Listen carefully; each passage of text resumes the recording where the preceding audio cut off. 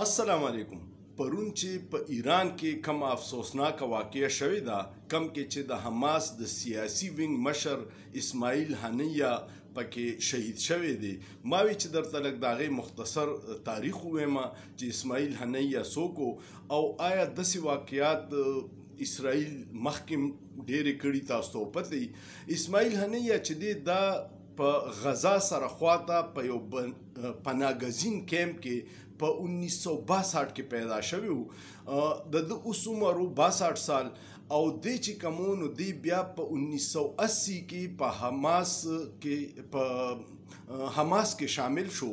د حماس مشر چې و شیخ احمد یاسین روحانی مشر مو او سربراه مو د هغه سره ډیر نږدې شو. دی د 1990 نه د 1996 پورې په مختلف موقعو د اسرائیل په جیلونو کې پاتې شوی دی. بیا په 2006 کې دلته الیکشن شو او حماس ډیر په باری اکثریت سره وګټله، نو دی وزیر اعظم هم شو. بیا په 2007 کې چې کوم محمود عباس د فلسطین اتارټي صدر و د حکومت ختم کو. دا د مختصر هیستوري وه. د خاندان د شورونه ډېرې قربانیانې ورکړي دي. د تقریبا د خاندان 80 کسان رشتہ دار او ټول 80 کسان اوسه پورې شهیدان شوي او د خپل 3 زامن نوسی یو لور او ډیر خور دا ټول هم شهیدان شوي دي په دې سټرایک کې. دی چې کومو نو دی د 2 کالو راسې په قطر کې مقیم و، ځکه چې دلته به مذاکرات کېده او د دنیا د مختلف ایجنسیانې چې کم دا مذاکرات فیسیلیټیټ کول، د مصر، د ترکی، د CIA، د موساد، د ټولو د دې سره د مذاکرات کارو. د په دې شهادت باندې ډیر دنیا نه انتهایی سخت رد عمل راغلی. پاکستان هم د مذمت کړی، چاینا، ایران خو لا وایي چې موږ به بدلالو. قطر ډیر سخت مذمت کړی، هغه وایي چې ته مذاکرات کار مړ کړې نو ته د چا سره امن ډایلاګ کې. دی په قطر کې مقیم او د به د دې کوشش کوو چې د فلسطین او د اسرائیلو دا مسله حل شي. د اسرائیل خفیه ایجنسي چې د هغې موساد نوم دی او یو ډیره په دنیا کې ټول نه ظالم ترین ایجنسي یادیږي چې د خپل ټارګټ لپاره د هیڅ چا نه مني، کو د هر چا ملکی هغوی خپل ټارګټ باندې ورځي او د نتایج پروا نه کوي. د دې حملې اوسه پورې ذمهواري اسرائیل نه ده قبوله کړې، خو په دې ورځ باندې پرون په ورځ کې هغوی یو بل اټیک هم کړی.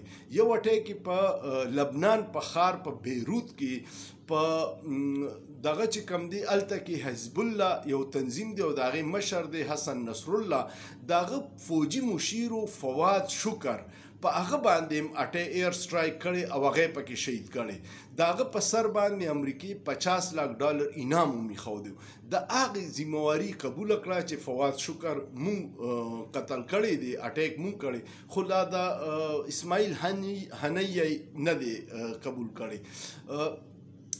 امن د دې خطې دپاره ډیر ضروري دی او دوی په دې باندې کوشش کوي چې د فلسطین یو انډیپینډنټ ریاست دی امریکا ټول تسلیم کی. دنیا او ملکونو تسلیم کړي خو اسرائیل نه تسلیمي او نه ولې اختیار ورکړي، وایي چې دا فلسطینیان به ټول وجنو او په دې ټوله علاقه به مونږ قبضه کوو. دغه غټه د مسلې تنازعه ده. نو الله دې مسلمانانو له بری ورکړي او الله دې وکړي چې دې څه پرامن تصفیه راشي، ځکه چې اوسه پورې په دې جنګ کې دا نوی چې حماس ورسره کو د اسرائیل سره تقریبا 45,000 خلک پکې شهیدان شوي دي او د اسرائیل نقصان به هم 1,000-2,000 کسانو شوي، ډیر نه دی. خو د مسلمانانو د جذبې د اسرائیل هغه تاثر ختم کو چې اسرائیل ناقابل شکست دی او د دنیا ډیر هر څه ورسره دي.